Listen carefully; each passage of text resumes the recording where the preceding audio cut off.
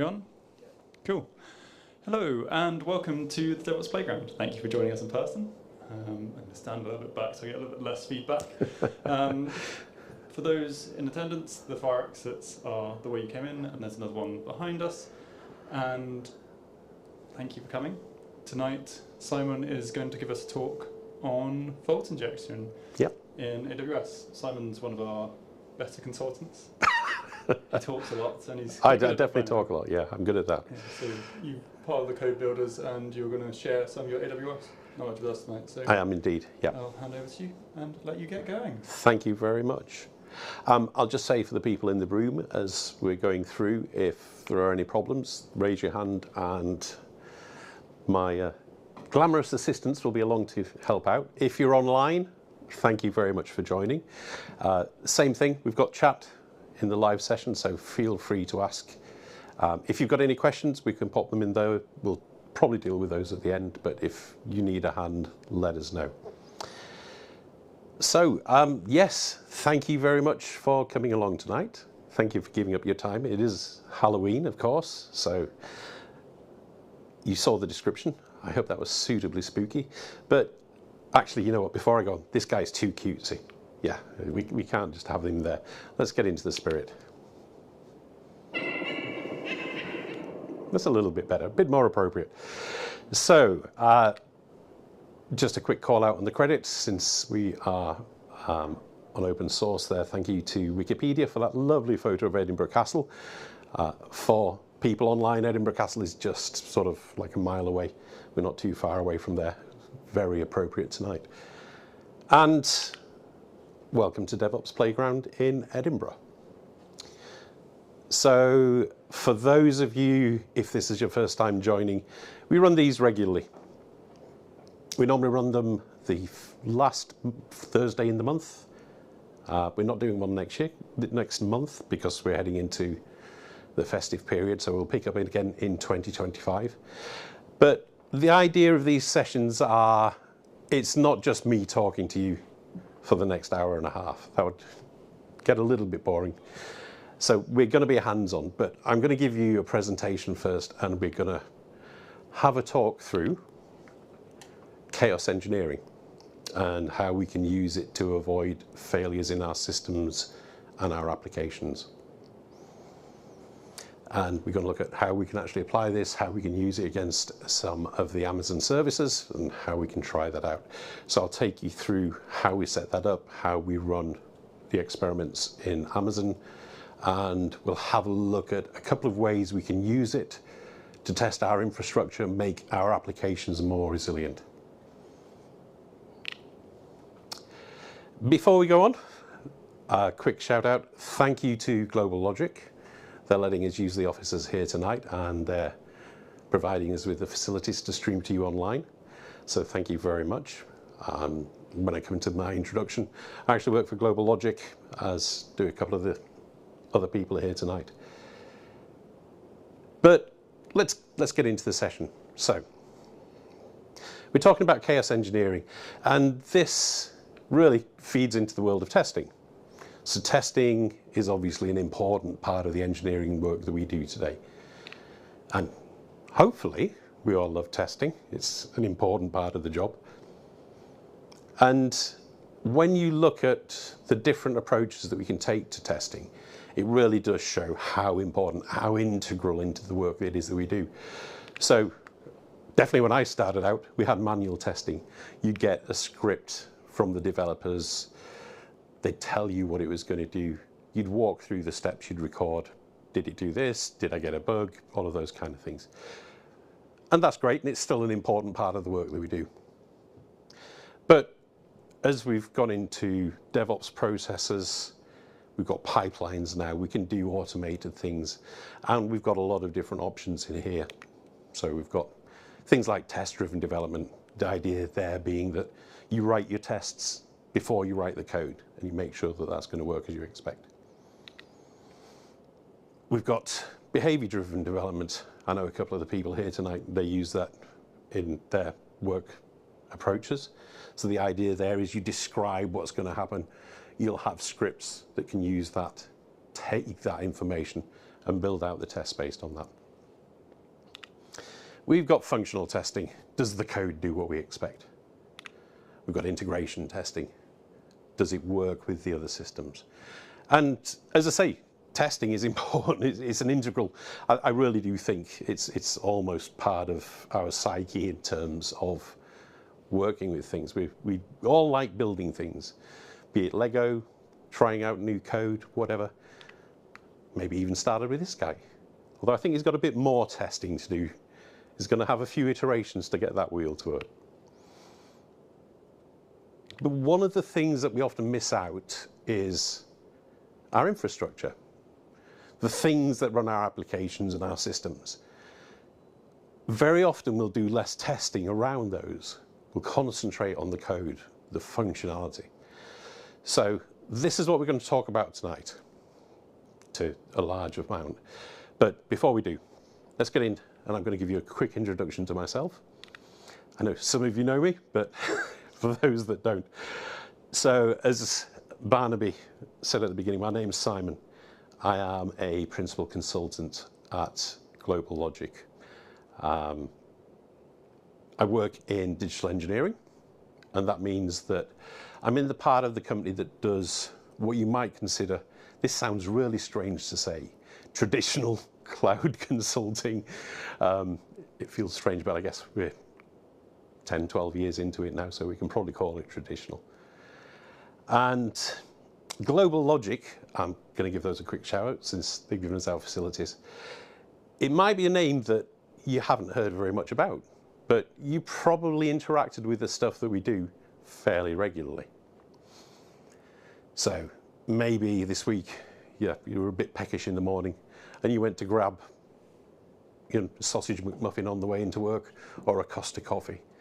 So those large screens that you see where you can order without having to go up to the counter, we worked with those companies to help them develop those. If you have a modern car, it's almost definitely got embedded software in there. That might be things like virtual cockpits, navigation software, and we work with those. And talking of navigation, if you've got a mobile phone, if you use the navigation app to get to the railway station, find your way around, we work with those. So lots of things, most of them will not have our name on there, but we're integrated in a lot of things that you'll interact with on a regular basis. As I said, we also have a consultancy arm, which is where I work. We work with large enterprises, and we will do things like helping them move to the cloud, doing migrations, helping them become more efficient, not just in terms of how they use the cloud, but the processes they can use in their workspaces to improve how they deploy. I should have said that QR code on the side is my LinkedIn profile. It's also at the bottom of the screen if you search for Simon Hanmer. I think I'm the only one in there, although at one point there was a Canadian astronomer, so I apologise to him. When every time I do one of these talks, he probably gets a couple of people. The other thing that I want to mention is I'm one of the AWS community builders. So it's a program that Amazon run for people who want to share their experiences with Amazon. And that might be through writing blog posts, making YouTube videos, those kind of things. It's open to everybody. It's a once-a-year intake. That'll be coming up, I think it's in January, February 2025. If you Google for the community builders, you'll find information on that. If there's anybody in the room who wants to have a chat about it later, feel free to come along. So as I said, we love testing. Excuse me a moment. And I mentioned that one of the things that we're not great at is testing our infrastructure, the things that run. And if you think about it, as we've moved away from running our own hardware, we've changed from big monolithic applications, we've gone to distributed systems, microservices, and we have a lot more components in there. We've increased the complexity of the platforms that we work on. And as I say, we're not always that great about testing what we deploy to. But there is one particular company, this is a fairly small company, but you might have heard of it, who are very good at testing this stuff. And they have a really good reputation for building very resilient systems. So over the last couple of years, there's been outages, things like DNS failing, platforms that provide those supporting services, and even Amazon will have an occasional outage. Netflix tend to weather through those and keep delivering. And that's due in a large amount to the engineering processes and the engineering teams and the tool sets that they've built up that let them test their infrastructure, not just their applications. Application is obviously important, but they look at what happens if we lose half of our servers, or if we've got network latency, all of those kind of things. And they actually they weren't the first people to look at it, but I think you could say they were the first people to start talking about this approach to testing. And in, I think it was 2011, yeah, we got the first kind of paper written up about this. It was a blog post. Netflix run their own blogs, and I definitely recommend go and have a read through this stuff. There's lots of interesting stuff on there. But back in 2011, they published this article where they started talking about a simian army, which was their approach to how they test their systems. Simian army, the idea behind this is they came up with the idea of, imagine huge numbers of apes running around in your data center. They start pulling out cables, pulling out disks, causing chaos. And that's where their idea of the simian army was born. And I won't say, as I say, it wasn't the first time people started talking about it. It was definitely what popularized the idea of what Netflix called chaos engineering. I'm not going to read that out. I'll leave you to talk through it. It's basically, don't just test the system in its happy state.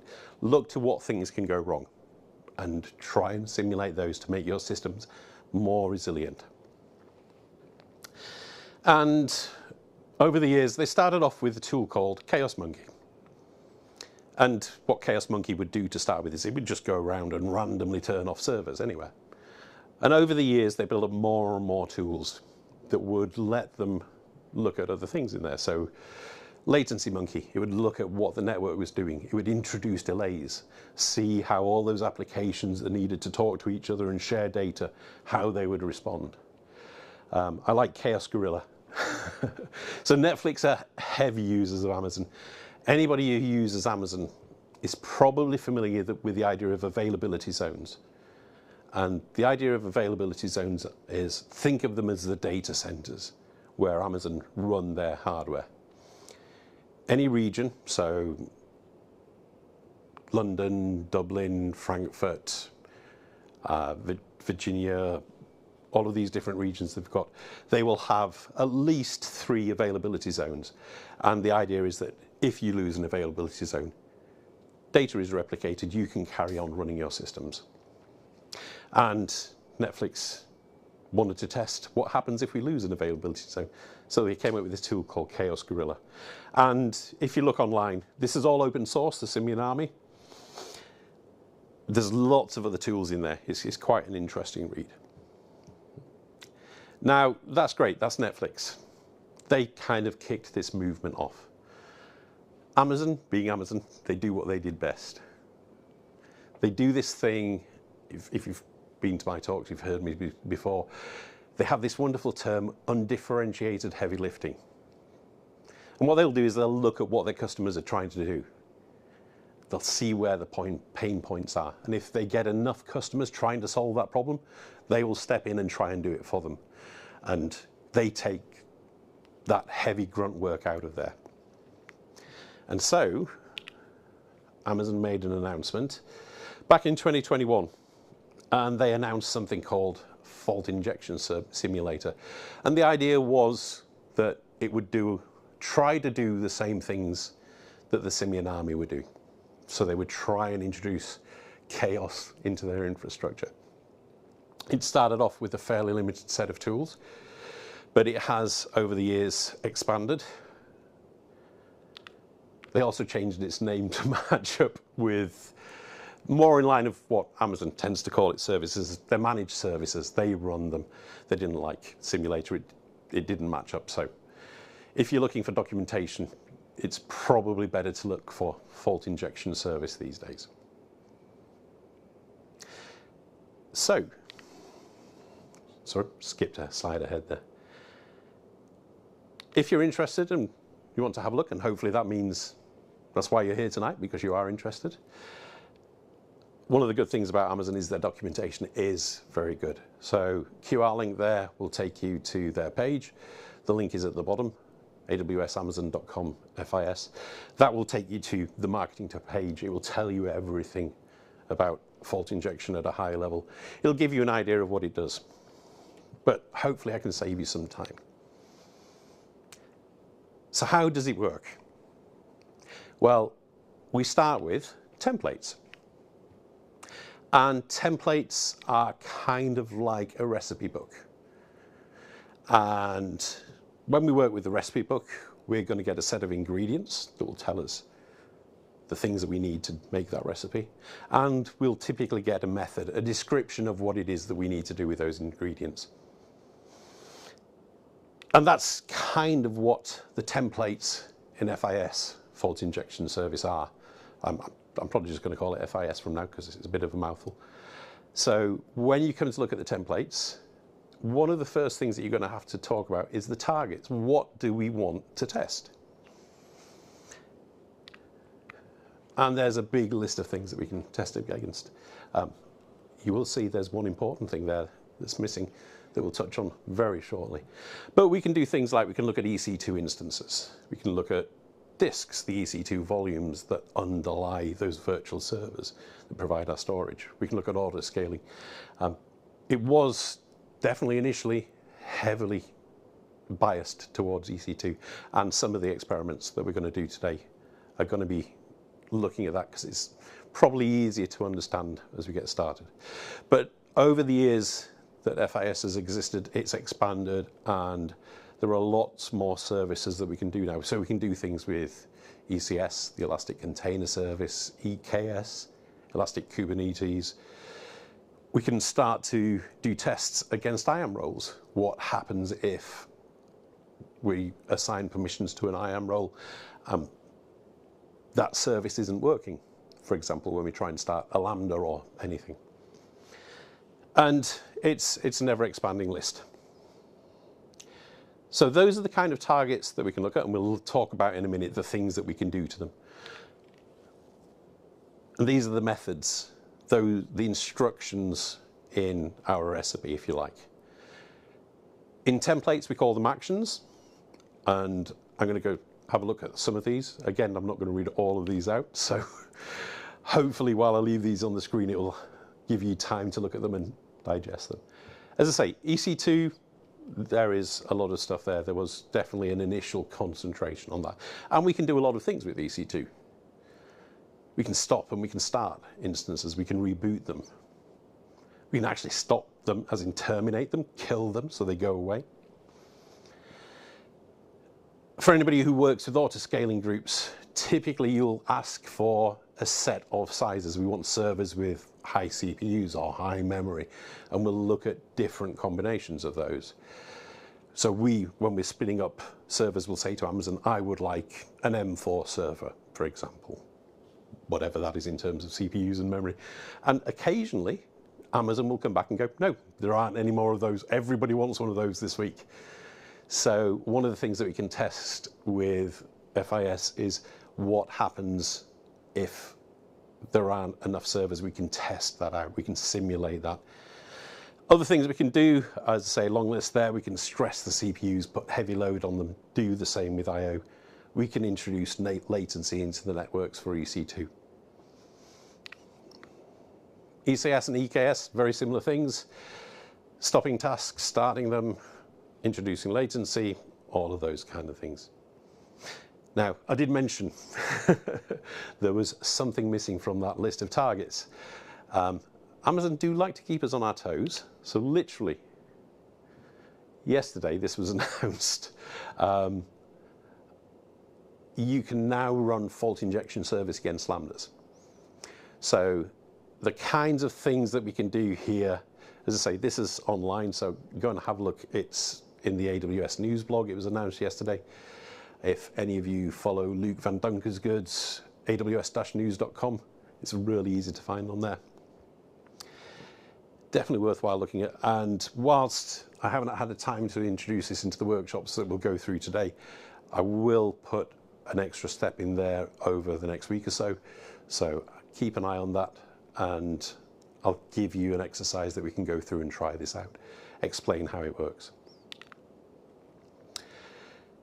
So with a Lambda, we can do a few things, and I guess this will probably expand over time. We can add delays to that initial startup of a Lambda. So Lambdas, the first time you start them, will do what is called a cold start. That's where it sets up the environment where that is going to run. It's basically a container that Lambda will run in. If you run it fairly soon afterwards, you'll get a warm start because that environment is there ready to run. But you can start to test what happens if I get lots of cold starts by introducing a delay into how you start them up. Lambdas have timeouts. How long are they allowed to run? So one of the things you could do with a delay is you could set a longer timeout, a delay that's longer than a timeout, see how your systems react if you hit those timeout periods. We can fail the invocation, so we can just say this Lambda won't run occasionally. And we can do things like returning an unexpected error. So you can simulate what happens if your Lambda returns a non-success condition.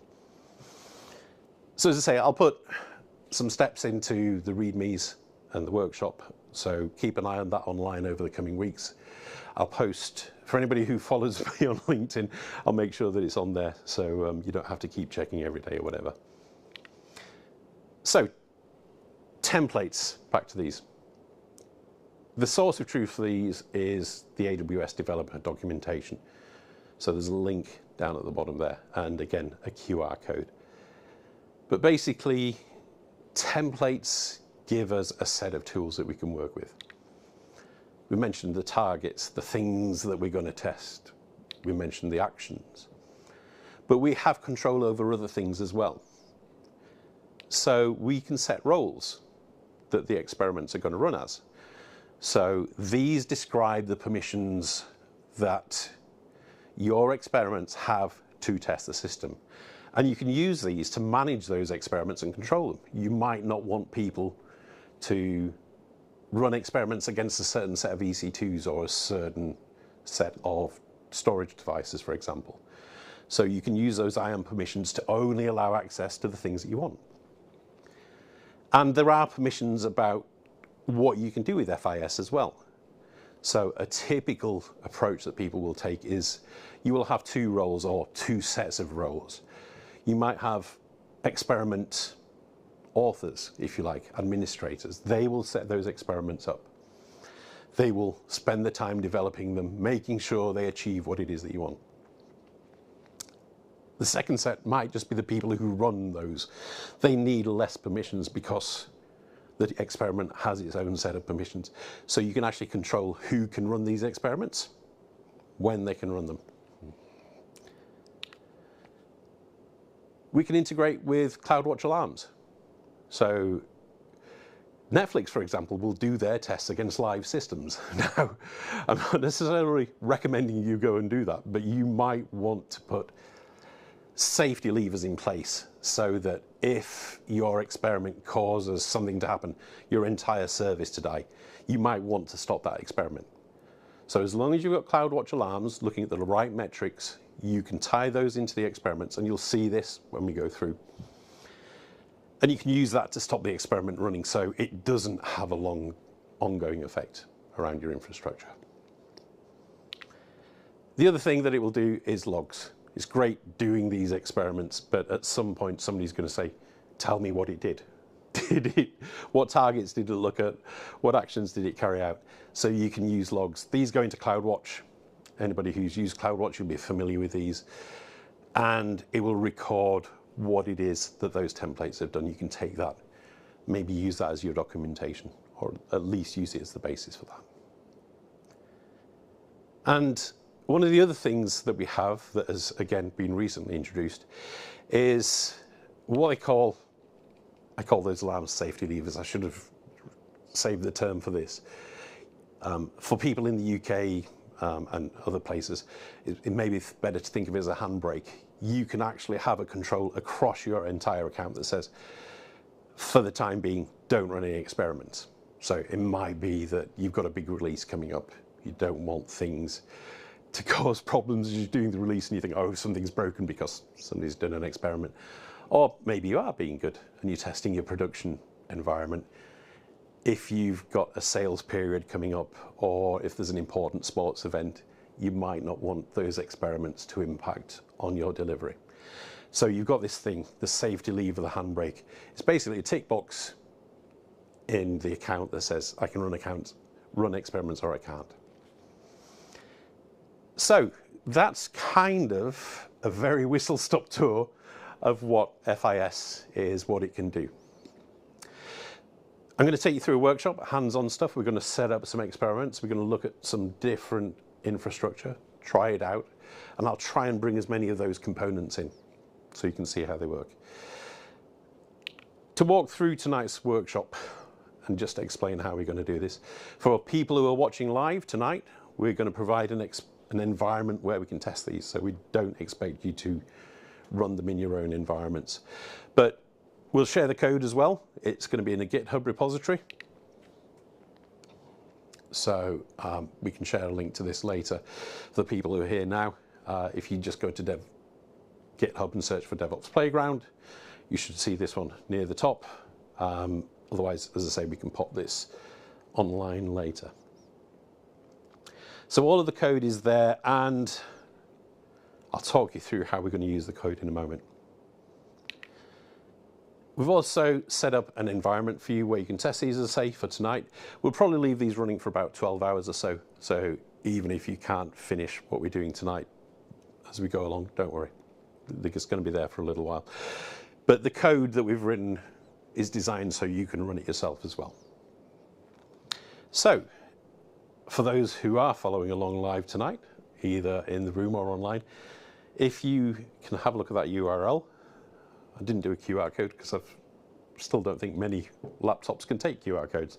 So I'm afraid you're going to have to type that one in. Links are in the chat if anyone needs them. Thank you. There you go. The links are in the chat as well. I'll just leave that there a second longer for anybody who wants to type that in. That gives me an excuse for a quick drink as well. Okay. So when you get to that URL, you are going to see something like this. It's going to ask you your name. We're going to talk about Panda names tonight. Panda is kind of the mascot of the DevOps Playground. That's why you'll see them being mentioned. Pop your name in there, and it should bring you to a screen like this. It's going to give you a link to an IDE. It's going to give you a link to the repository, so you can click through and see the READMEs, and I'd suggest you follow through with the READMEs.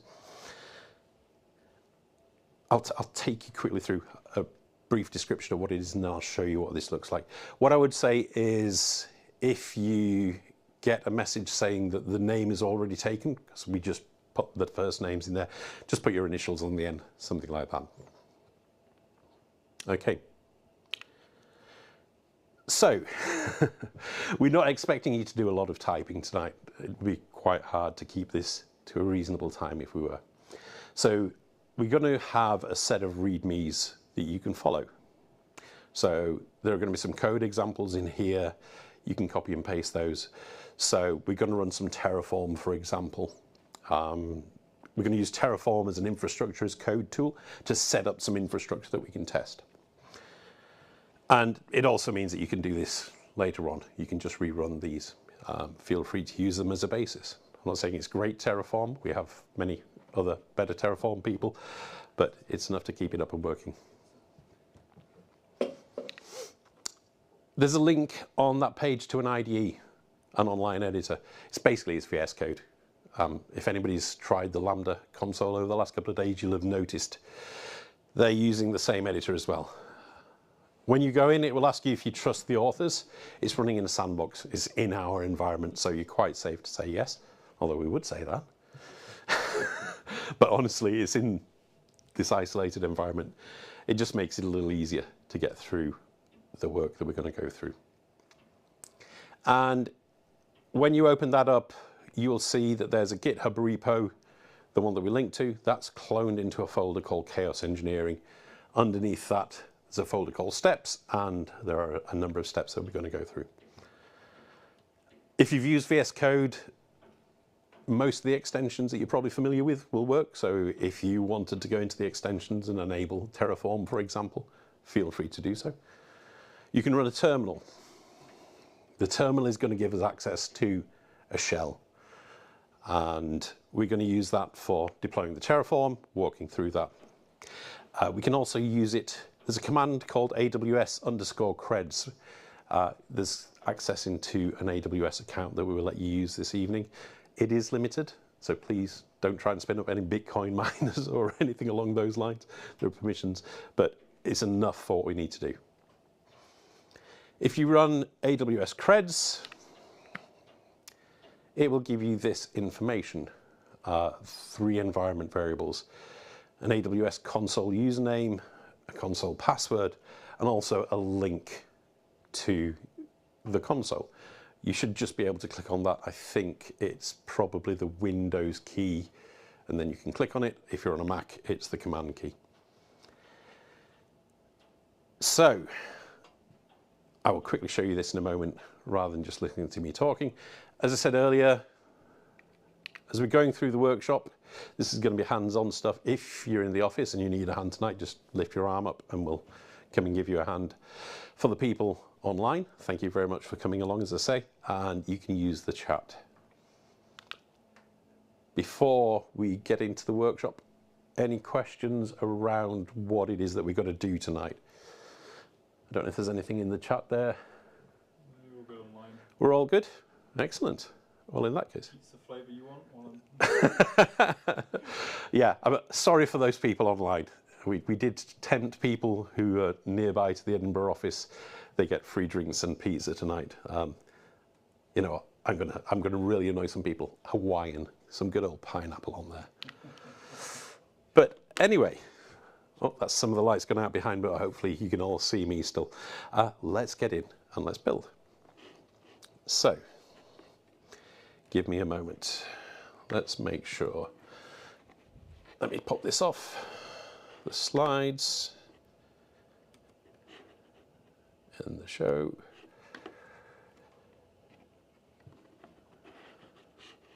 I'm just making sure that you're seeing what I'm seeing. So as I mentioned, yep, you've got this guy. I said pop your name in there. Let's hope that there's nobody else called Simon online tonight, because that might cause some fun. Okay. I've got a name. I am Credible Panda. We are going to use this in a minute. When we use the panda name, don't put the dash panda on the end. If you do, it's not going to cause any problem, but if nothing else, it's slightly less to type. We have our IDE here. So, as I say, this is basically VS Code. And as I say, slightly easier if you just trust the authors. I'll tell you what, let me make this a little larger, and I will make the font size a little larger as well for you. So make it easier for people to read. Okay, so as I said, we've got a folder called Chaos Engineering. Inside that, we have a top-level README. For those of you who use VS Code regularly, you may know that this little thing over here are 2 pages with the magnifying glass. If you click on that, it will give you a preview. That's probably the easiest way to follow along with what we're doing tonight. For people who are watching the recording later, again, you can follow the steps in here. There's a list of prerequisites. So as I say, it's hands-on, so obviously we need internet because we're going to talk with AWS. We need a laptop. For those tonight, you should get the Panda name from that screen. If you're doing this later in your own accounts, have a look. You'll see there's a file called variables.tf. It's just a list of names. So choose one of those names and whatever feels appropriate. You will need Terraform. The environment that we have deployed has got Terraform in place. I think it's anything more than sort of 1.5 should be fine. So if you're running 1.9 or whatever the latest stuff is, definitely okay. I've been testing it against a 1.5. So let's go in, and we're going to go through a number of steps. What we're going to do to start with is we're going to build out a base infrastructure. We're going to set up our AWS account the way that we need. And what we're going to deploy into our account, this is set up to run in EUS2. If you don't change anything, that's where it's going to run. It's just easiest to follow around. We're obviously near to London, so it's easier for us. You can change it. There's a variable in there. You can put an appropriate region. One of the reasons we've used London is because we know that all of the services that we want are there. If you use a different region, most of the major ones have got FIS, but just be careful, just double check. So what are we going to deploy to start with into our account? We're going to kind of use this as a test bed to make sure that our environment's working. We're going to deploy a role that we're going to use as we run our experiments. That's going to be a panda name -FIS role. We're going to set up some CloudWatch logs, a log group that we can write logs into. We're going to set up a VPC, a virtual private cloud. Think of it as an isolated sandbox that's going to be unique to each of you that's following along tonight, as long as you use your own unique panda names. And inside that, we're going to set up a public subnet. There's one subnet per availability zone.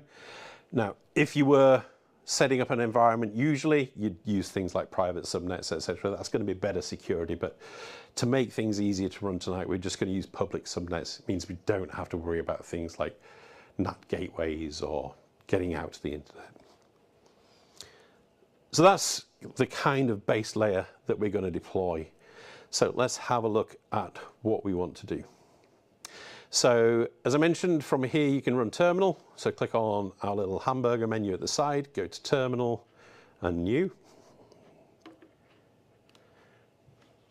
If you run that command, I mentioned AWS creds. I will apologize in advance. Whenever I do live demos, my typing goes out of the window. You can see there, default region EUS2. That secret access key isn't going to work for much longer, so don't worry about that. There's the URL to the console, the username and the password that you can use to get into the console. We'll use that as we produce our experiments. But we're in the work area at the moment, so we want to go into the folder Chaos Engineering. And we want to go into the folder Steps and Init. So either in individual CDs or follow along to that path. I'll give you a moment. What we're actually going to do while people get that, we're going to run a command Terraform init. For those of you who haven't used Terraform, what this is going to do is it's going to initialize our infrastructure as code tool. It's going to go out, it's going to download the providers that let Terraform talk to AWS, for example. And hopefully everybody is going to get a successful initialization there. Yep, everybody in the room's got that? Yep, good, excellent. And if you have a look, if you do know an LS, this is basically running Linux. You'll see there are some files there. The .tfs are Terraform files. The README is the one that we're looking at. It's a good idea when we start with Terraform. I'm not going to do this every time we run it, but actually, you know what this is a very good example of why we do this. If I run this Terraform validate, hopefully it's going to fail. There you go. There's always something that goes wrong in the demos. There is an important step. I mentioned that we've got that panda name. If you have a look in the steps folder, there is a folder called common, and in that there is a file common tf-vars. This is shared variables that we're going to set up. And what we need to do is come into there. Let's turn off Grammarly. So open up the folder. You can either use the IDE, hopefully that's useful. If you're a bit old school, maybe use Vi. If you're a real glutton for punishment, use Emacs, whatever works. And what you need to do is pop your panda name in here. Hopefully you've still got your link there. So I'm credible. As I say, feel free to leave off the dash panda bit at the end, and you can do a file save. That's going to give us our unique environment that we're going to work against. Okay. So if you look in the README, as I say, we don't expect you to type all of these commands in. There is a step in here with a Terraform apply. So you can either type that away, or I'm going to copy that because I cannot be bothered to paste that every time. So Terraform apply is going to apply the infrastructure we described with our Terraform. It would normally ask you to just confirm that. We know we want to deploy the stuff tonight, so there's an auto approve, and the --var file points it at the common file where we've just set our panda name. So if we run that command, it's asking me if we're okay to paste, which we are. That is going to sit and whir away. It's going to start to deploy that. And as I say, it's setting up a VPC, it's setting up an internet gateway, a number of subnets, the role I mentioned that we're going to use with the FAS experiments, the CloudWatch log groups. It should hopefully run fairly quickly. We'll just let that run through.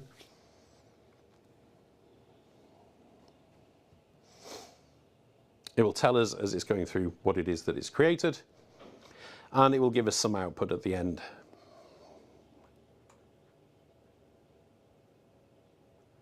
This is where we want one of those nice fast forward things that we have. Unfortunately, it doesn't work quite so well live. And it's going to tell us some information about what it is that it's deployed, so we can see the CIDR ranges, the IP addresses that we've deployed into. I mentioned that each subnet's got into a different availability zone. If you wanted to look through, you can see where those are. I mentioned the IAM role. We'll try and remember that, because whilst everybody's got their own, the permissions are the same, but yeah, just try and use your own. Doesn't matter too much. You're not going to cause problems if you pick up somebody else's IAM role later.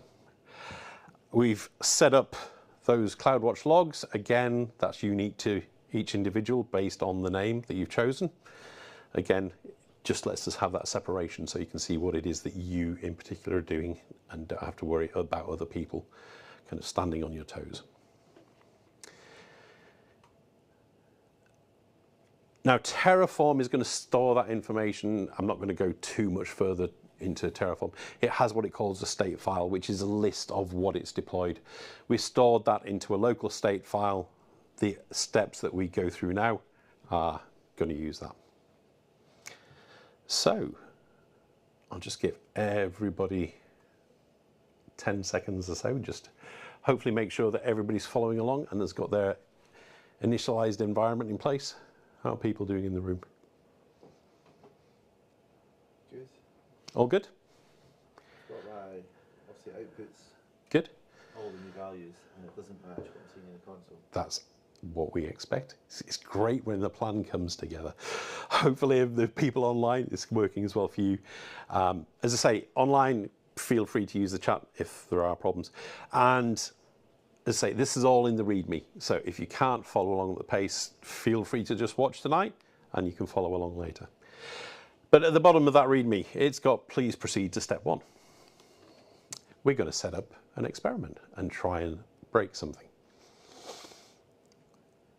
So if you click on that, or you can use your Explorer at the side if you would prefer. Come into step 1 and you can see the README down here, whichever is your preferred way of working. I'll just close that one down. So again, for the people who are following along later, there's a list of prerequisites. I hope everybody is following along at the moment, has got those in place. It mentions a Route 53. Don't worry about that. We've taken out the reliance on the Route 53. So you'll find that. Again, we have some Terraform code. And I'll tell you what, you're going to be in the init folder in the terminal at the moment. So if you would do a cd space // step 01, or open up a new terminal, whichever is your preferred way of working. And let's kick off that apply. For anybody who's used Linux, we've got command history turned on, so you can do Control-R apply, and that will show us the command that we typed already, save us some time. It is in the README as well, so again, feel free to copy and paste. And there we go. We're in a new folder, so this is a good reminder. Every time we're in a different folder, we've got to initialize our Terraform, just because of the way I've set this up. So if you just do a Terraform init first to set that up, and then we'll run that apply. Apologies, that's me getting ahead of my own notes.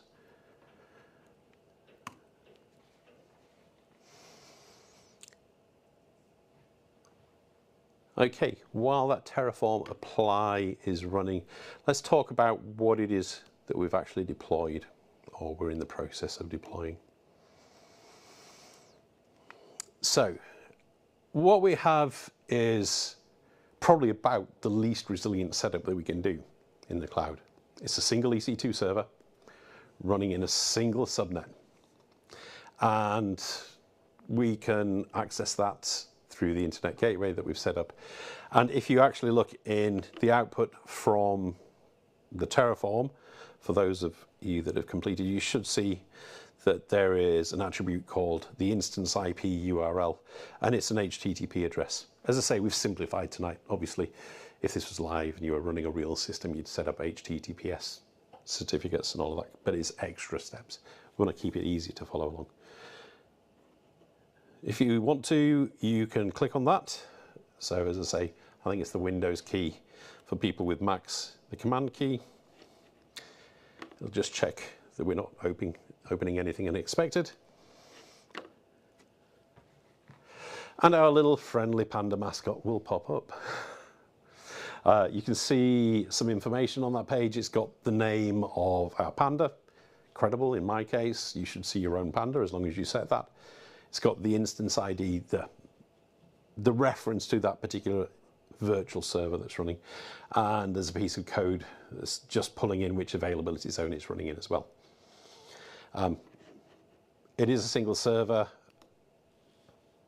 You could overload this relatively easily. It's about the smallest instance size we can get. I think it's like a T3 Nano. Again, it just helps control costs. If you wanted to set up a huge server with lots of CPUs and RAM just to run this simple web server, feel free. It's not going to give you any benefit. So we've got a server there. Very simple application that it's running, as I say. It's basically a web server serving up a static page. So we're going to set up an experiment using FAS to try and break it. We're going to test how resilient it is. Not surprisingly, not very is going to be the answer. So we want to open up the AWS console. So again, just a little reminder, you can run AWS_creds. That will give us our information. There's a link to the console. Attendees sign in awsamazon.com. We're going to open that up. Let's grab the username.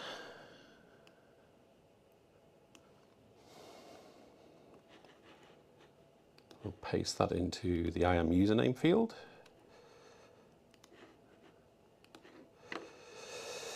And we will grab the password. It's got lots of special characters in, which I will no doubt manage to miss one or two off. Or bring some spaces in. I really wouldn't recommend trying to type that by hand. And sign in. That should get everybody into the AWS console. Yep, good. I'm taking guidance from the people in the room, making sure they're following along. As I say, online, feel free to let us know in the chat. Anybody who's used the console, this should look fairly familiar. So, again, let me make this a little larger, easier to see. There are a number of ways we can get to FIS. If you look at the README, there is a link in here where I'm just trying to find it. You can either go to the FIS console and search. You can click on the FIS console link there. That will take you through it in the README. Or probably the easiest way is just in the console. Search bar, type FIS, and it will show you that in the list of services available, and we'll follow through. Click on the FIS.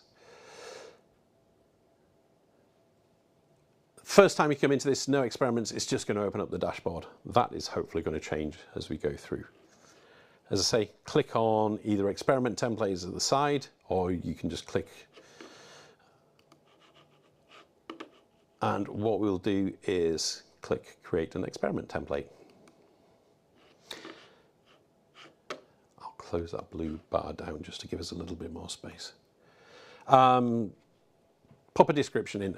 We'll call this step 01 for credible. I'd suggest pop a name in there again. Put your Panda name in there. I told you I can't type. It just makes it easier to find as we come back. Now, we're going to start seeing the details of what FIS can do. We're going to leave this targeting just the account that we're in. You can actually run cross-account tests as well. So if you are doing shared services, for example, maybe you are running some services in a central shared account, you can target that from the account that you're working in. You can do quite complex things with this, as you can imagine. But leave it as this account and click on Next. Okay. So remember what I was saying about the templates is a recipe book.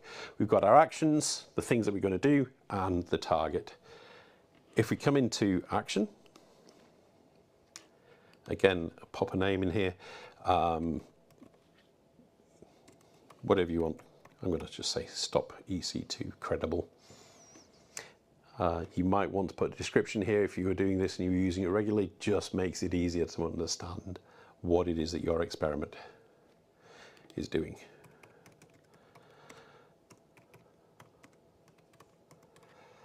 Whatever you want.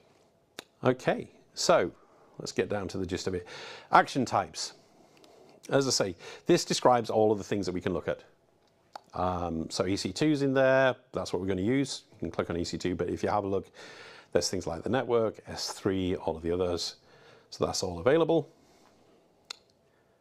As I mentioned, I will put a step in the workshop later where we can look at Lambda. But for now, let's do an easy one. We're going to click on EC2 and we'll click in the actual actions. You can just actually go in here. It's just that it gives you the long list. By putting EC2, it's going to filter down to the ones we've got. And click on Stop Instances. Now, click on Stop. Don't click on Terminate for this experiment. Terminate will kill that server. Okay, which is a great experiment, but it's going to make it a little bit harder to try what we want to do tonight. So make sure that you clicked on Stop. You'll see that it's saying what is the target. Depending on the experiment type that you choose, it will give you different options here. It's going to generally give you a target. It's going to put a placeholder. You'll see this as we come back to the template in a moment. One of the things that we can do with this particular type of action is FIS will try to give you the opportunity after it's finished to roll back to your initial state. So because we're stopping a server, it will try to start it again. And we can say when we want that to happen. So put something like 2 in here, 2 minutes. I wouldn't go for like too short. We want to make sure there's enough time to run the experiment. But when it does this, it means that as it finishes our experiment, it will try to restart the server, put us back to our working infrastructure. So click on Save. Yes, I should have said. There is some validation on these names. It doesn't like spaces, so I'll pop underscore dashes in there. You could use underscores. Something that you can recognize. So we'll save. So that's the actions defined. Remember I said it's going to put a placeholder in there for the targets, the things that we are going to run this experiment against. So you'll see that you should have an instance as target 1, which is the name it gave it. You can put your own names in there if you wanted. And just click where it says AWS EC2 instance. Now, in this first case, we're just going to use the instance ID. So we can get that from our web page. If you haven't got that web page open, you can go to EC2 in the AWS console and find the appropriate server. I'll just copy that. And we will paste it into the resource ID. I can see that there are other people. It's good to see that at least some other people's experiments are working as well and they're following along. Now, this isn't a great, it's definitely not best practices, but it's a very simple approach to getting started. Let me just do that again. I didn't select my Panda. I will say the console experience is not, if you click outside the dialog box, it will tend to drop you back to the experiment. So make sure that you click on the save. One thing I should have mentioned in here, the last field on your targets is how many targets do you want to affect? We've only got one server, so we can leave this as all. But it is a drop down. You can choose from a count. If you have multiple servers, you could say I want 5 out of 10 servers, or you could do a percentage. I want 33%, kill a third of the servers off. But for now, just leave that as all and click on save. So we've set up the actions, the things that we're going to do, and we've set up the targets, the things that we're going to try and test against. Click through onto next. And remember I said that FIS will work with roles. So that initial environment that we set up should have deployed a role for you. That will be against your Panda name. As I say, don't worry too much if you use somebody else's. I'm going to take Credible Panda because that's my name, but they've all got the same permissions, so it really doesn't matter. Click on next again. And we'll leave the rest of the fields as they are for now. We will come to these other fields later. But you can see that we can, for example, we can link in the alarms that I was talking about if you want to put a control to stop your experiment. We can also control where we send the logs here. But click on next. It will give us a review of the experiment we've just set up. This is a good chance to just go through, make sure that we've got everything that we want. So it's just targeting this single account. It's got our action, stop instances, that is pointing at our target. It's telling us the role that we're going to use this as, and if we just set up logging or alarms, that would be referenced as well. But the important thing is come down to the bottom and click on Create Experiment Template. It will ask you to confirm that. Just type in Create in that box. Let's just keep an eye on our time. Okay, we have hit an issue with the tagging. Okay, it's great. Live experiments. This is probably going to be, well, I know it's because the roles that we're using have probably got an issue. It's complaining because we've set a name up. We'll fix, I think the resource that sets this up is all good, but in this particular case, the role that we're using. If you're hitting this, if you go into edit, I think if you take the name off. It's in the configure optional settings. Where was that? Sorry. Step 4. Step 4. No, in the template. Step 4 is configure optional settings. On the very bottom, you're adding a tag. Yeah, it put the name tag on there. Right. It's the same one. If you put the name in the field, Is it? Sorry. it just sets a tag. So I apologise. We did test that earlier, but obviously that one slipped through. So it wouldn't be a live experiment, a live test if we didn't have problems. Yeah, if you just take that name tag off, let's give that a go. Let's close that down. Create experiment. Create. And hopefully you will come to a screen that looks something like this.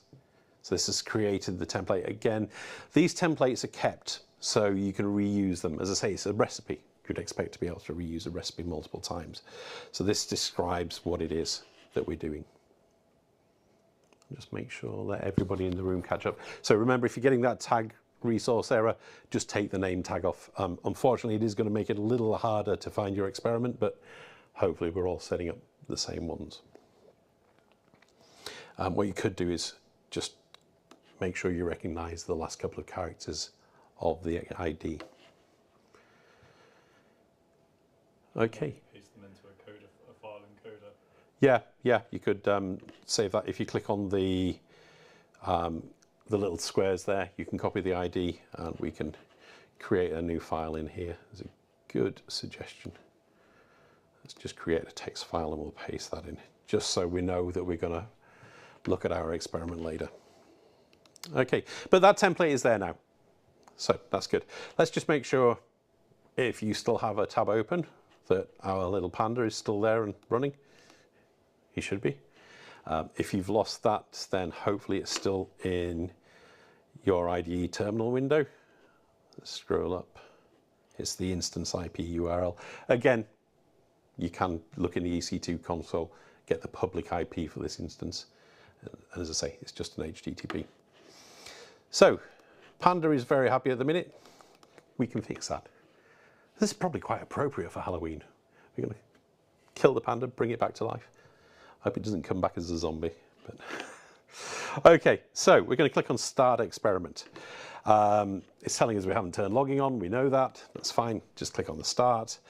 Again, it's going to ask us to confirm, because we're doing things that could potentially impact our infrastructure. You'll quickly get used to the idea that FIS asks us to confirm a lot more than services that we're used to.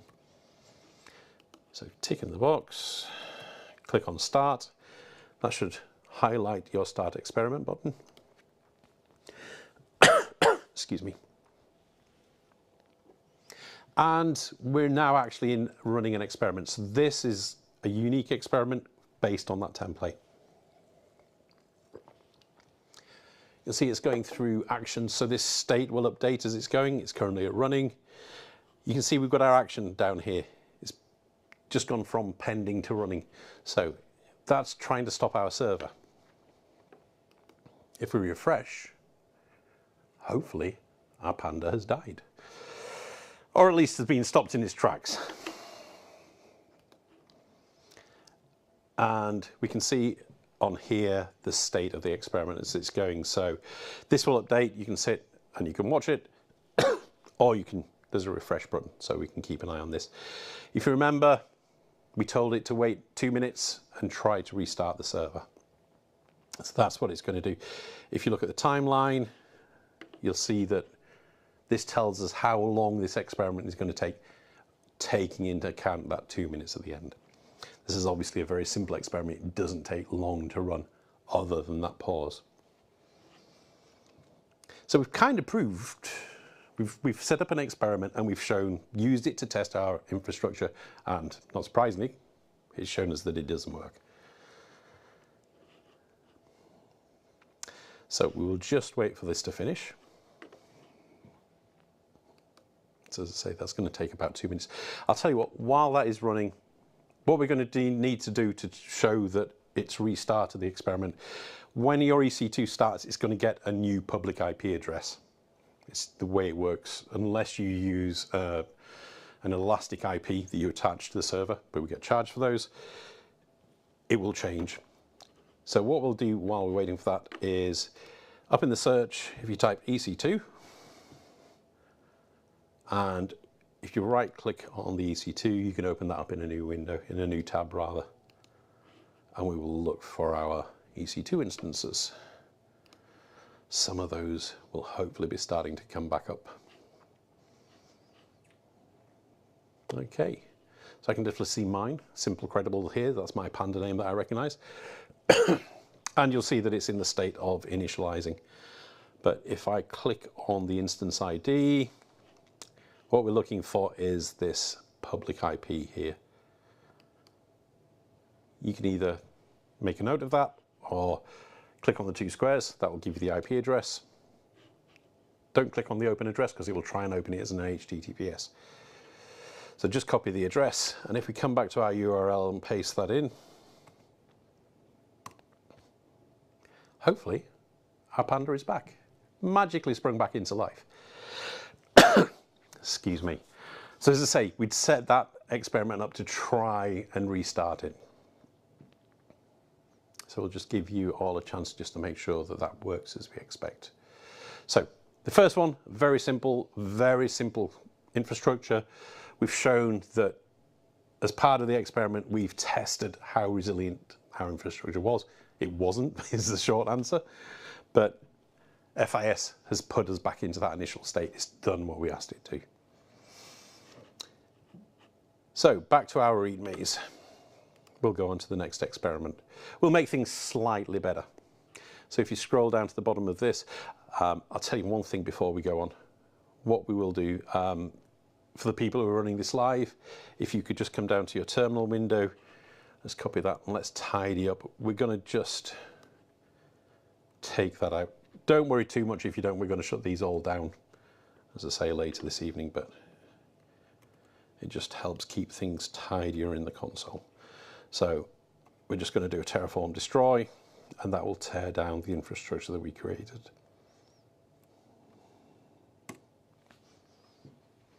Okay, while that's running, you can either go to the step 2 folder at the side in the Explorer and click on the README, or there's a little link at the bottom of the README that will take you through. You'll have to excuse me, a little bit of a scratchy throat today.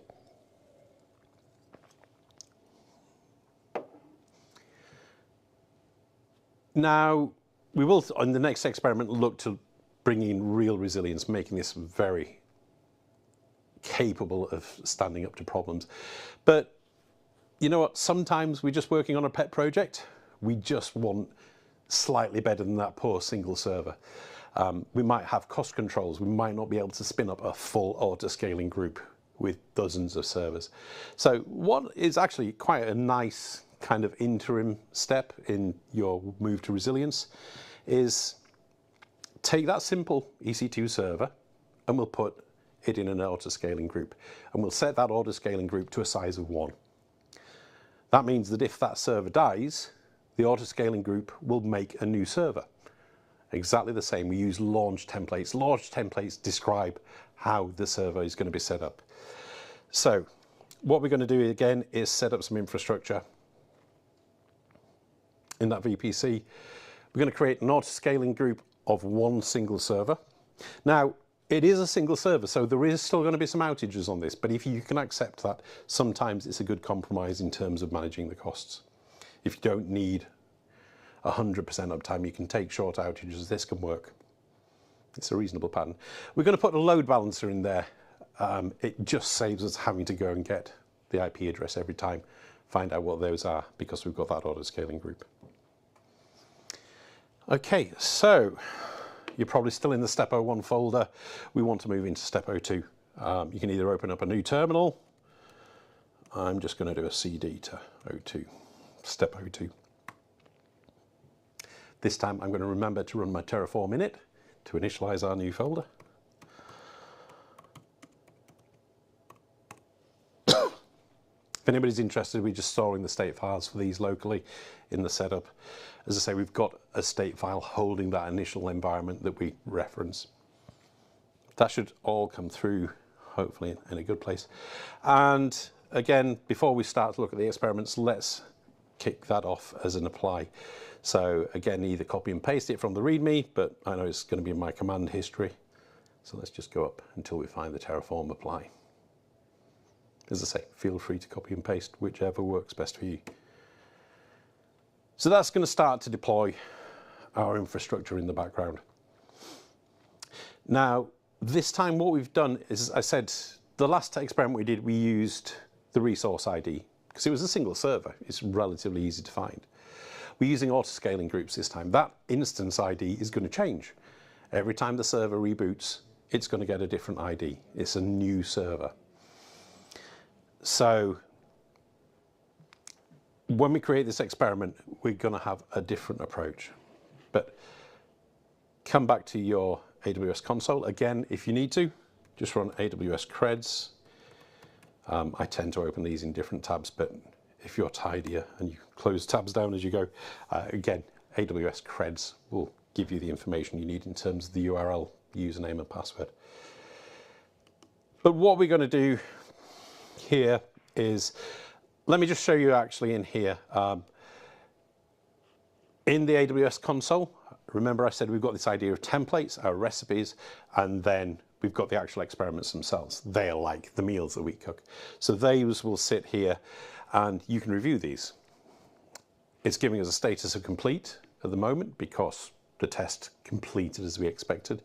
Typically you'll either see completed, failed. If there was an issue maybe with your IAM roles, you haven't got permissions or it can't talk to that particular infrastructure, you'll often get a failed.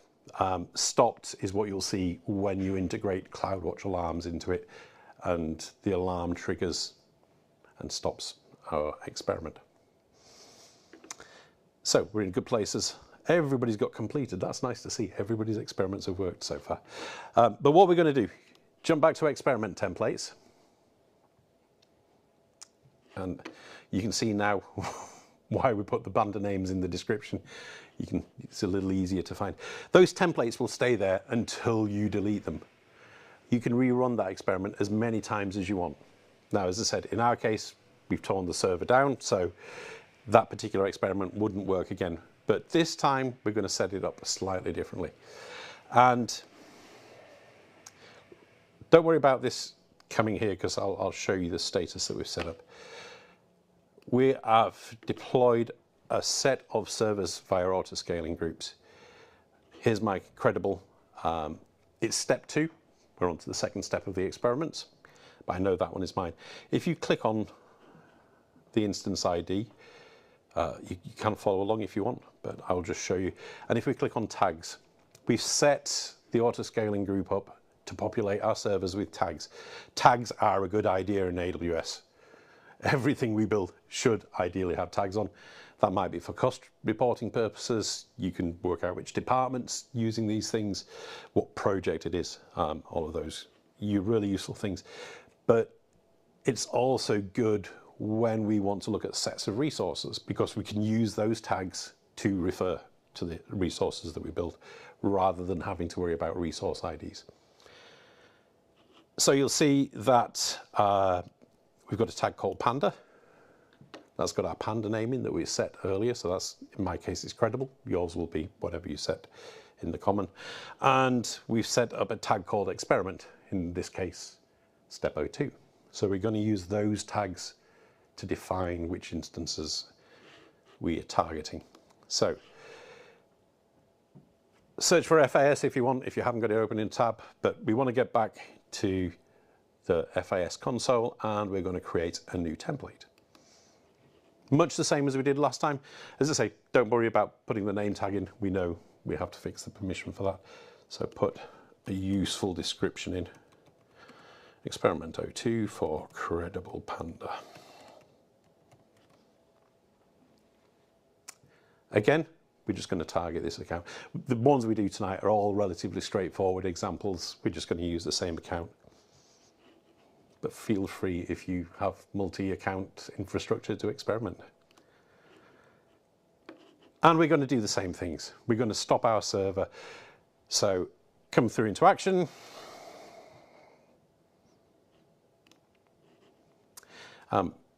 Actually, you could do stop or terminate in this because it is an auto-scaling group.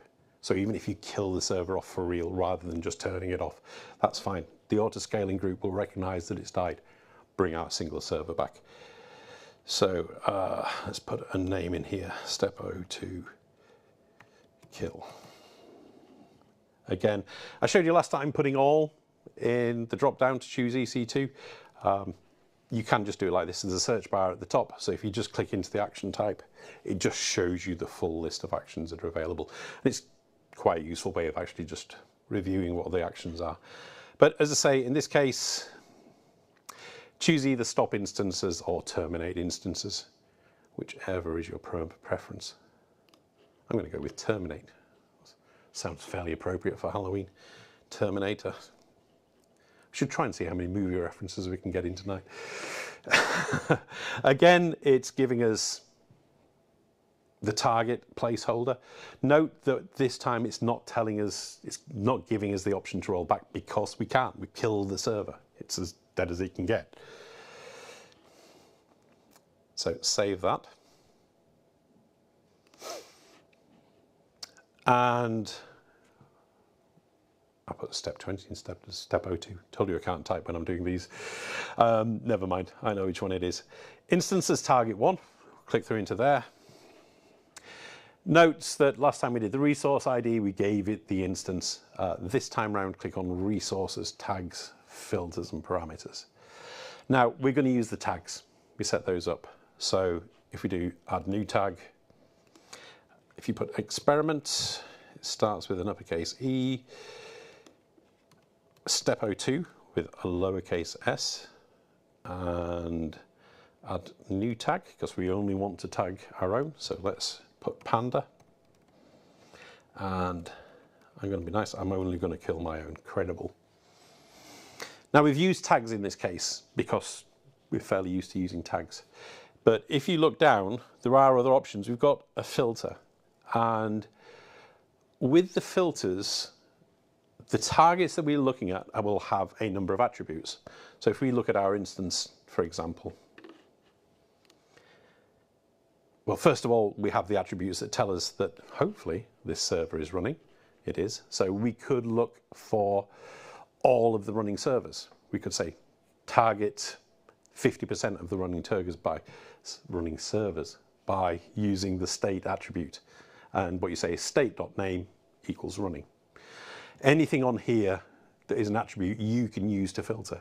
So you could target by subnets. You could target by VPCs. There's a lot of flexibility in how you set this up, and you can start to see how you can build more and more complex experiments. But back to our template.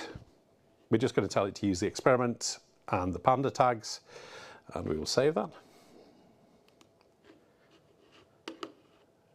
Just get rid of that blue bit.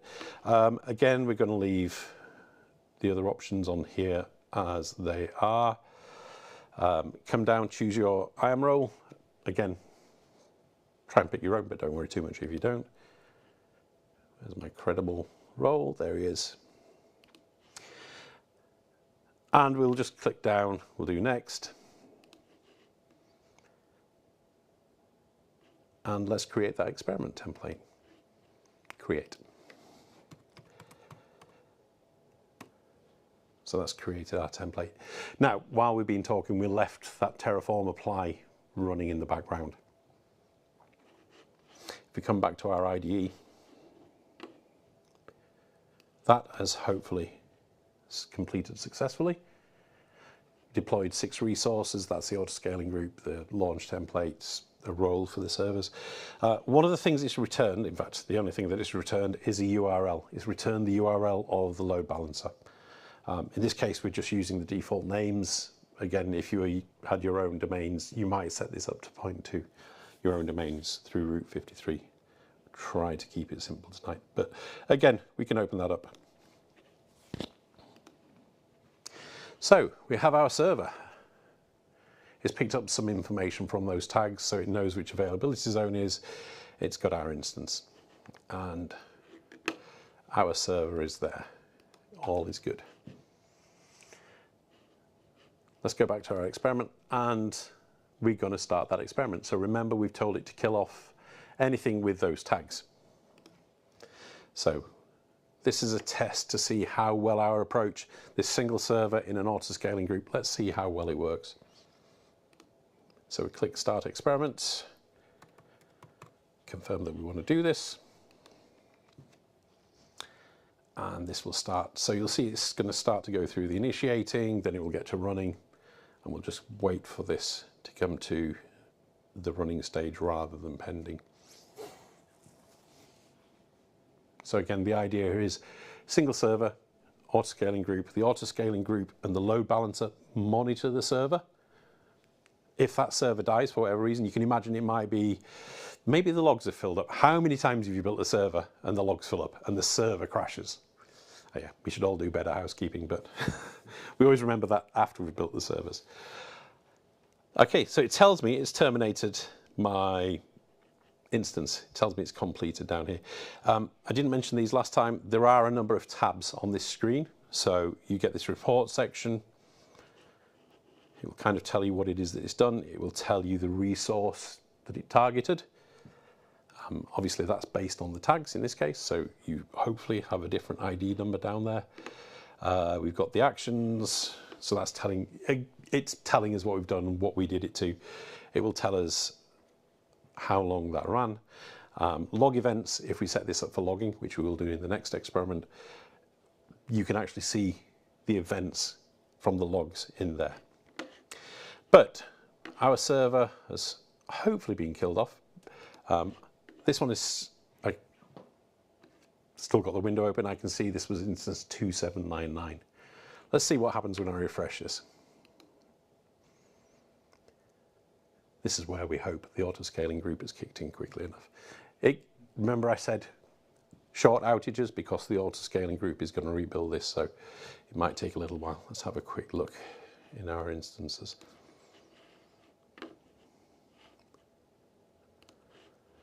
What we should see in here is lots of new servers coming in and initiating.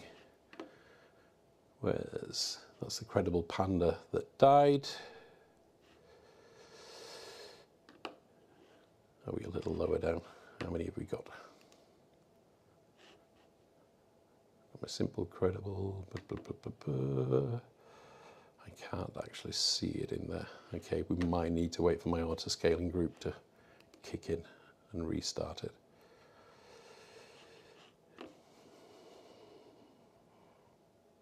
I don't know, how's everybody else in the room doing? Anybody else has come back to life yet? The new one is initializing. It's initializing.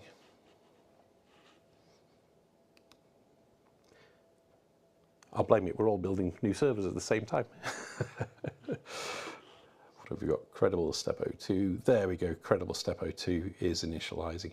I can actually see here my old ID, so it was on 1084. The new one that's coming in, let's make sure we've got the right one, 437A.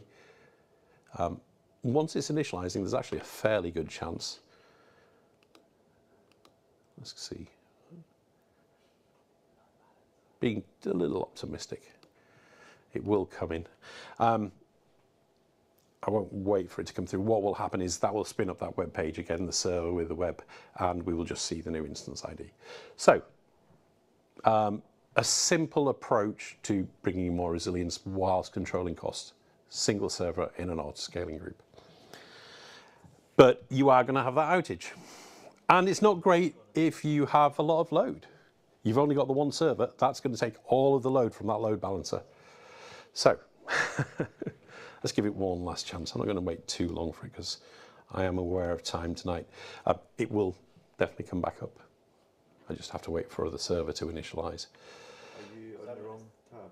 Am I on the wrong tab? That is a definite possibility. I left ours open earlier. There we go, step 02. It's a good thing that some people take note of what we're doing. Let's try that. Yeah, there we go. You might have noticed that the instance ID changed there, showing that it had rebuilt a new server. Thank you for pointing that out. Too many tabs open, we're all used to that. Okay, I will close it down this time. So that's our second experiment. It's not ideal, but if you have cost limitations, you just want, maybe it's a hobby server, maybe you're running your blog on there or sharing some photos with your family. It doesn't really matter if it goes down for a short while. It's an approach that we can use. Before we go on to our next step, we'll kill that off. So again, you can either copy and paste this from the README, but it's in the command history, so let's just do a destroy. Okay, any questions from the room or online about what we've done so far? All fairly simple, hopefully easy to understand. As I said, we're concentrating on EC2 tonight because I think most people have a good understanding of EC2 to see how it works. We could look at the other experiments, but without going through 30 different experiments, we have to pick and choose a little bit. So let's just wait for this to kill off our stuff.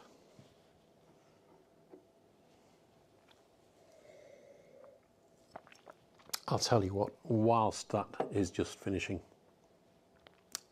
Again, either open up the Step 03 folder and look at the README, or scroll down to the bottom of that README page. It's worthwhile reading because the READMEs go into a little bit more detail in terms of what I'm describing, but it's a good reminder of what's there. But we'll open up the README for Step 3. Okay, so in the experiments so far, we have looked at running a single server. First a real single server, and then inside an autoscaling group. It gave us some resilience, but it's not great in terms of spreading the load. It's not what we would use in a real life environment, hopefully. So, our next step, don't worry about this error that you might get in the Terraform about not being able to access the load balancer. It has killed it off. And as I say, we are going to terminate these all after probably 5 or 6 hours. So it doesn't matter if there's stuff laying around. Building on the safe base infrastructure. What we're going to do this time is we're going to use those autoscaling groups, but we're going to expand it. We're actually going to spread it so that there is instance in each autoscaling, in each availability zone. That's going to give us resilience. So if we lose an availability zone, or if we lose a server back to one of the logs filling up or something like that, maybe it's got too much load and it crashes the server. That autoscaling group is going to notice that the server has died and it's going to bring us back. But we've got other servers there that can pick up that load now. We've got resilience. We're across the 3 availability zones. So even if we lose, worst case, 2 availability zones, okay, that single server is going to have to work harder, but it can hopefully handle the load. We'd obviously look at the kind of load these servers can handle, and we would choose our scaling group size appropriately. We'd also look at things like the server instance type. Probably not using T3 nanos for our live servers. Okay, again, there's a load balancer here, so we're not going to have to worry about IP addresses. But let's come up to Step 03.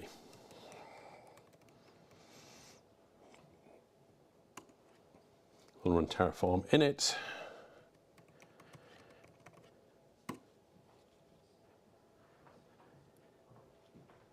And once that's finished, we'll kick off the apply whilst we start to talk about the template.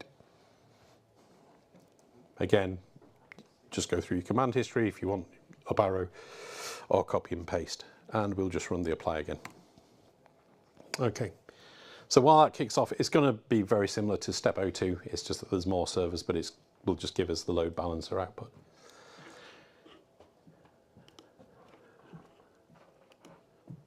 Looking at experiments, lots more experiments showing in there now. So again, we've got that documentary history. If we want to come back and review this, demonstrate that the approach we took with our experiments, when they ran, the actions that came out of that, that's all there. As I say, keep our audit people happy.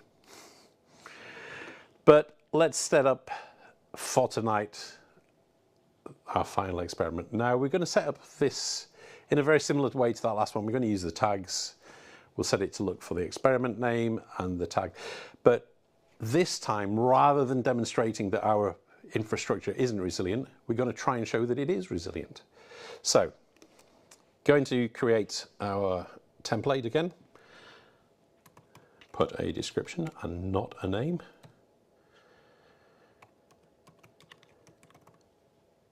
Keeping it in the same account again. And we're going to kind of take a sledgehammer approach this time. So far, I've only shown you single actions, but we can put these in and we can chain them together. So let's make this obvious. An initial action on EC2s. Again, I want to choose EC2s, and we'll just go with terminates. That gives us the placeholder, and we'll save that particular step. So we're going to try and kill some of our servers off. Let's save that. Oh, and again, remember that we can't put spaces in the name. And that should show in our list. Let's pop an action in there. As I say, really going for the sledgehammer approach. I want to make sure that these are really dead. What I'm going to do is I'm going to put a pause. We can build pauses into our experiments. Wait until something happens. So I'll put pause 02, actually pause credible, just so I know it's mine. If you come down to action type, if you go to FIS, and down at the bottom of the available options, you've got FIS wait. The option for this one is how long we're going to wait. But we're going to use the start after this time. And if we click on that, we should see the previous step that we set up, called initial, so we know which one it is. I'll just tick that. And what I will do is, I want to give that autoscaling group a chance to start its instances back up again. And then I'm going to just kill them again, because why not? We'll save that. And we will add that final action in again to try and kill them off. So final terminate EC2. Whoops. How did I do that? That's a new one.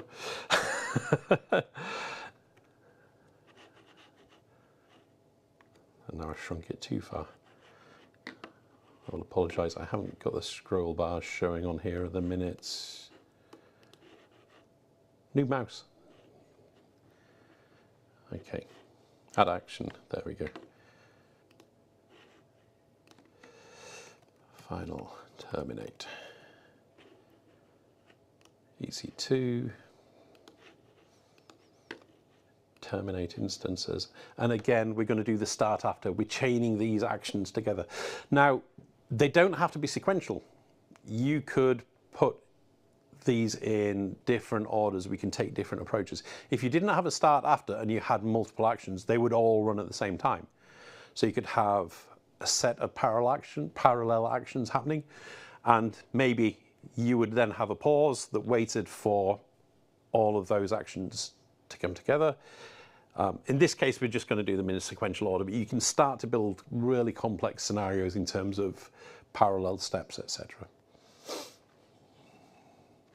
And again, I'm just going to say, make sure that we choose after the pause. And we're going to use that same set of targets. I want to target those same servers again. So we have set that up. Let's see if I can. Hopefully you can see that a little better. Again, it's put that placeholder in. Let's use those tags. So add a tag of experiment. Remember, we are on step 03. And we only want to kill ours. So let's kill credible. So remember, we've only put the one placeholder in for the instances. We could be targeting different sets of instances if we wanted, but in this experiment. Previously, we've used the all. What I'm going to say this time is, let's use count. We span up 3 servers, one for each availability zone. Let's tell it to kill 2 of those servers off. We want to see, rather than a test that everything dies, let's test that we've got some resilience in here. So we'll save that.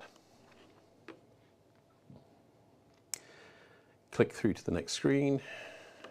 We will use our roles. Let's make that a little smaller. I'm all for being able to see what we're doing, but let's just see if I can get my scroll bars back. And the answer is no.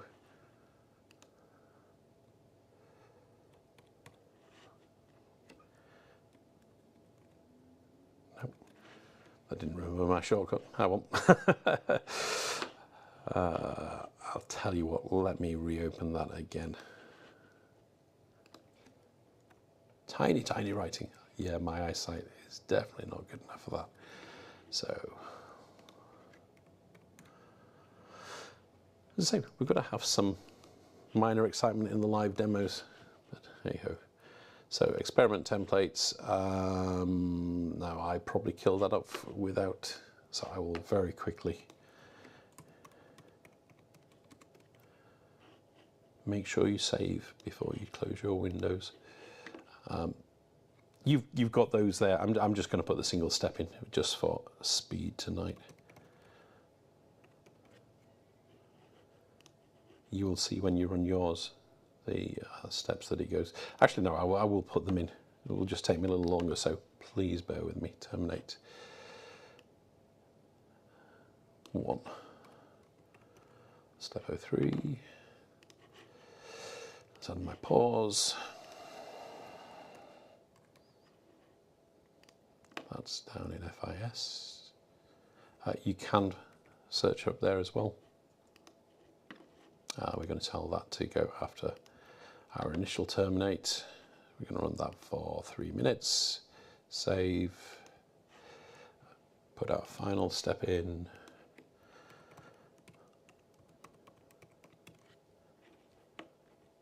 EC2. And again, we will tell it to do that after our pause, but looking at the same set of targets. So sorry about that. We'll go through into next. Oh, I didn't do the instances, sorry. So choosing the tags again. You're probably all way ahead of me on this one. Experiment. Step 03. London second tag, so we're only targeting mine.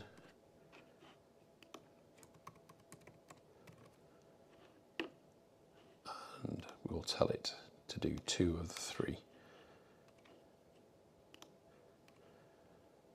And this time we will save that. Okay, choose our role. Credible FIS in my case. Let's turn the logging on for this one so we can start to see what the logs look like. As I said, we set up a CloudWatch log group for everybody. Again, that's going to have your Panda name in, so I will choose credible. Oh, sorry, that's for the alarm. Missed a step. This is why I should refer to my own READMEs occasionally. We've also set up alarms on these. And what we've set up is an alarm so that if it sees too many failed connections, or if this service fails entirely, it's going to stop the experiment, which is what we want to test against. We're hoping in this first run through, it doesn't stop it. But if you choose your own alarm name, it's quite important that you choose your own because it's going to be pointing to your own servers that it's querying. As I say, we're going to send that to the CloudWatch logs. So if you use browse, select your own log group, down to next. Okay, yep, so we've got our experiment set up.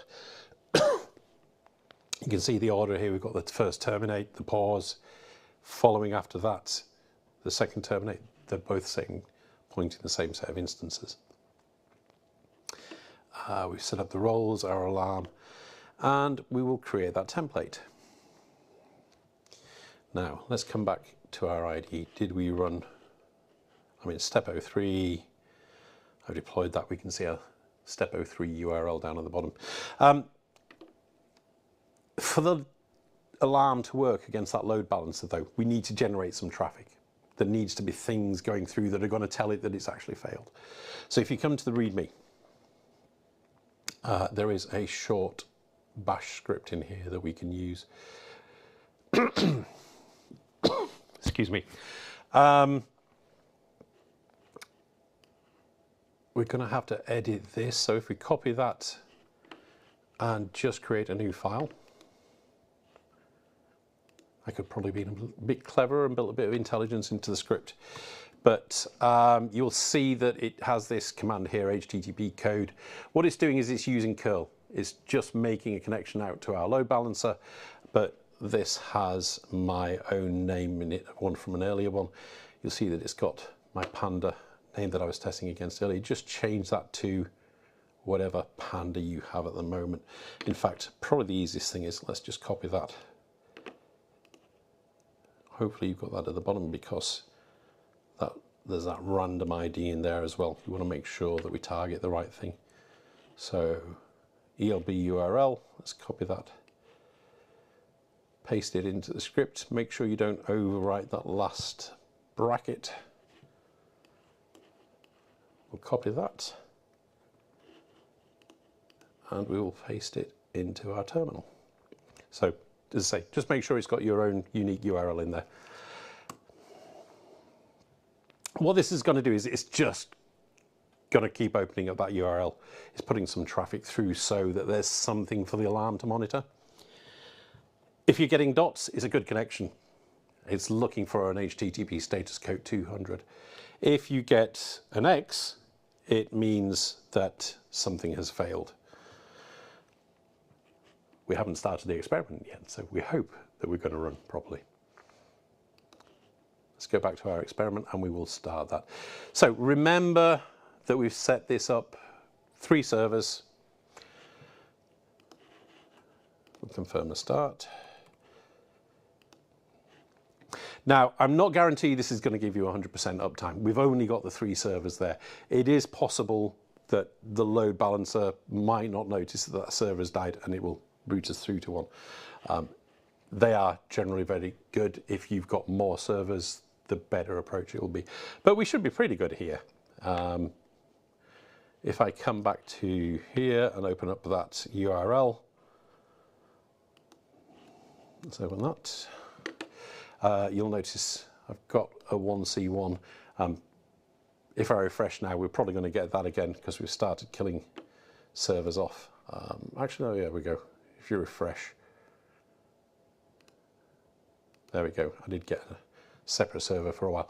You'll see we're getting separate IDs. It's hitting different servers in that auto scaling group. So let's have a look. And it's telling me my instance failed. What did it fail me on? Authorization failure, credible. Okay, it's, yeah, as I say, we did test this earlier, but in this case it's telling me that it didn't work because we put that log group on there. But that's why we build templates. So I will, for now, I will find my template, credible. Hopefully I put that in there. As I say, if we had the right permissions, you could use the name, but I can see step 03 here. Click on the ID, it takes us back into the template. We can click on actions and update it. And what we'll do is we'll go through those options and I will turn off the logging for now. Let's just turn that off. So apologize, I can't show you the logs. Basically what the logs will do is it will show you each of the steps. So it will tell you that the experiment starts. As it starts each action, it will tell you that's happening. It will tell you the resources that it's targeting. And then it will just carry on through giving you all the information on the experiment as it runs. So let's update that. Let's have a check in here. Yeah, there's no CloudWatch log destination this time. So let's click on start.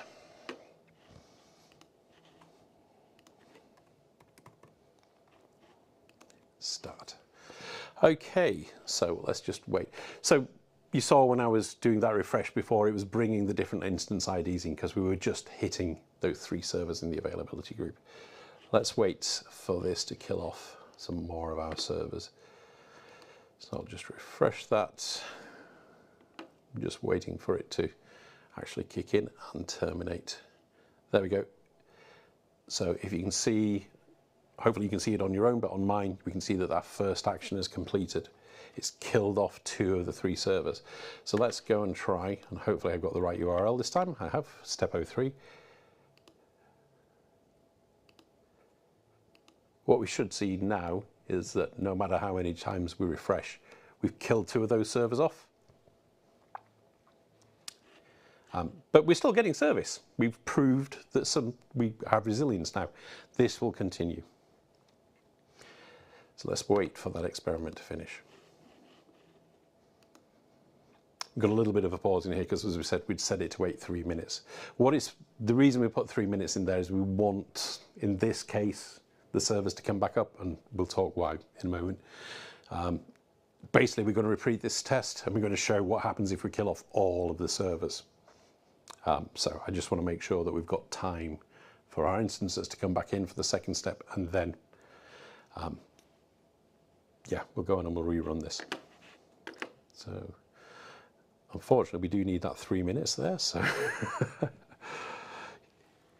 if you're sitting down, it's a good chance to get up and stretch your legs.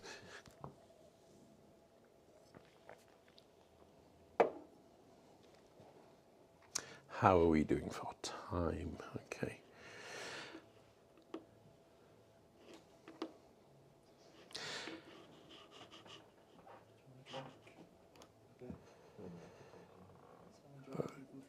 I am good, thank you. Apologies for the people online, we can't bring you drinks.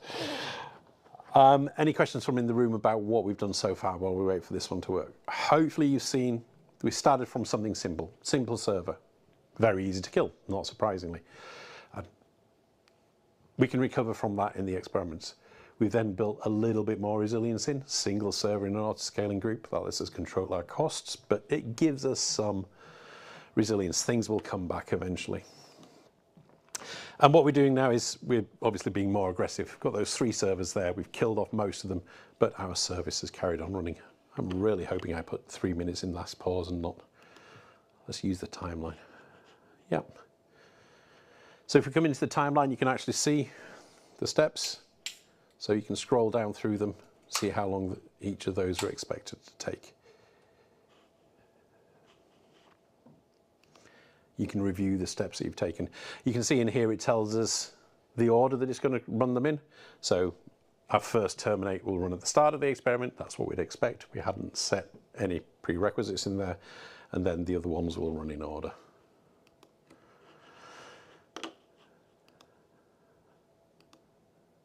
Ah, excellent. So the pause was in there to let our servers rebuild.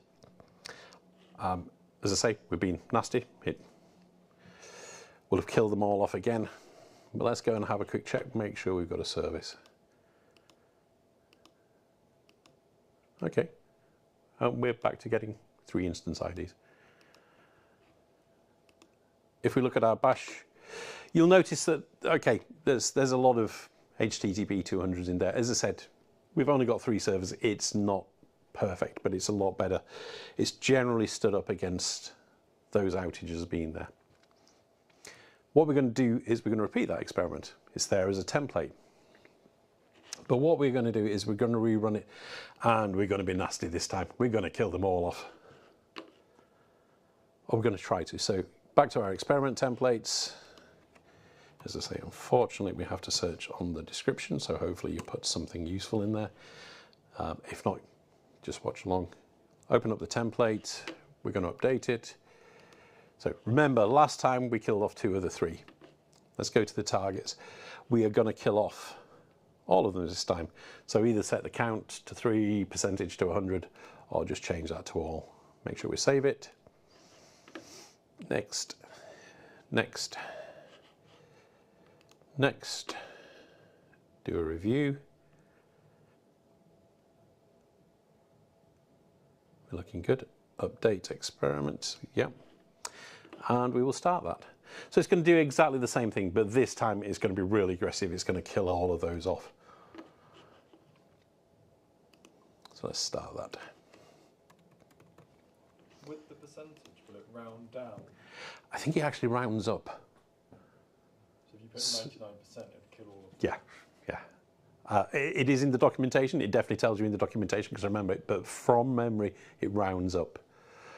So if you put 66 and there were 4 of them, you'd still only get through 3, but yeah, you can kind of get the idea. What would we do? 67% is 3. It would kill all of them. Okay, so let's have a look. Making sure we've still got a service. Okay, so this time it's tried to kill all 3 of them. That will work. Now, remember we set that alarm there. That alarm is looking at that traffic. So what it's looking at now, if you compare this to the run that we had earlier, we were getting, there were little glitches in there. Remember, this is running like every half a second. We've only got the 3 there, and they're all small servers. This is now going to get an extended period of outage because we've killed everything off. It's going to take time, but this is bad. We didn't want our experiment to kill everything off. But luckily we'd put that alarm on there. So what we should do is I have to wait for the alarm to come through. There we go. The experiment has stopped. What's happened is, if you look down here, it's stopped on the pause stage and it's cancelled that second set of terminates because the alarm has kicked in and stopped the experiment. We've reached a state where this is causing us problems. So it's actually going to terminate that experiment and stop it dead. So that's why we use those alarms. You can actually go and look at that alarm if you want. We'll probably see that it might have come out of the alarm state if the servers have started to rebuild fast enough. You can see the period where the alarm kicked in and stopped the experiment. I don't know if we'll have our EC2 servers back yet. Let's have a quick look. Let's search for credible. So that's the idea behind the alarms. We want to test that our service continues, but just in case we do kill it, we'll use the alarm to stop the experiment off if things have gone a little astray. Credible. I've probably got lots of credible pandas in here. There we go. The auto-scaling group is starting to kick those in again now. As I say, for now, that's the 3 experiments that I'm going to go through. We've gone through various stages of resilience. One last thing I'm going to show you, I mentioned this earlier, is in the FIS console. So let's come up to the top. And my mouse has kicked in again, so I can't quite see the side. This is good. Hardware fails me. Let's try opening that link up again and see if it puts us back in the right place. There we go. Dashboard.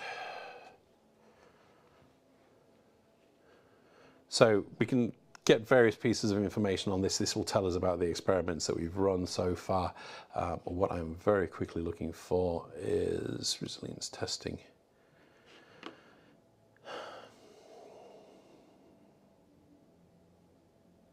Okay, I can't actually remember where it is. We have that, as I mentioned, there. Hopefully you can see we've got this in terms of stop all experiments. So that's the handbrake that will prevent us running many more experiments.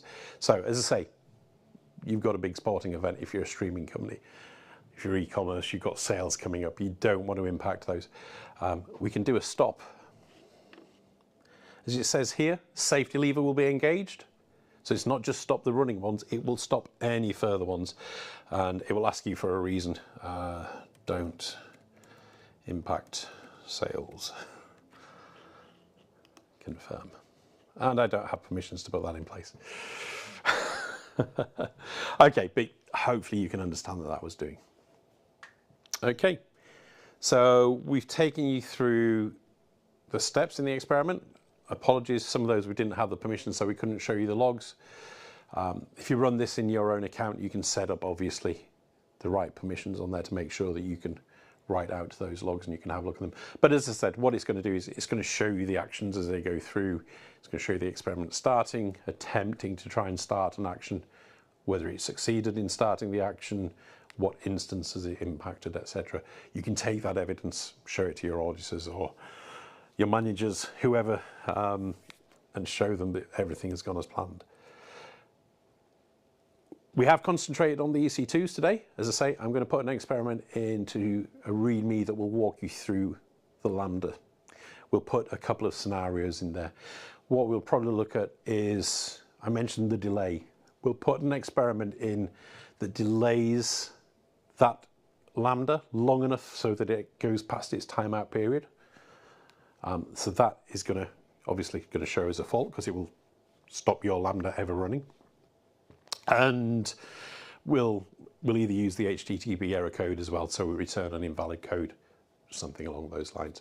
As I say, if you follow me on LinkedIn, I will put a note up once that experiment is available. It only came out yesterday, so I did try to get a README together, but we just didn't quite have enough time. I don't know, were there any questions online or? No, we all good? Great. Definitely go out and have a look at it. The documentation, as I said, lists all of the actions. There's way more than I've showed you there. We could have looked at filling disks up through actions or stressing the CPU. That would have been a nice one to look at with the autoscaling group. Would it switch over? Will it increase the size of your autoscaling group if your load is too high? All of those kind of things. FIS, I think, is a really useful service. It's expanding, so it is a limited set of services that it can work with. But with some interesting approaches, shall we say, there's a lot of things that you can test in there. So definitely go and have a look at it. Hopefully you'll find it useful. Thank you very much for giving me your time today. Hope you enjoyed that. If there are any questions, as I say, Simon Hanmer, H-A-N for November, M for Mike, E-R on LinkedIn. Feel free to reach out to me through there. And I hope you enjoyed that. Hope you found it informative. Thank you very much.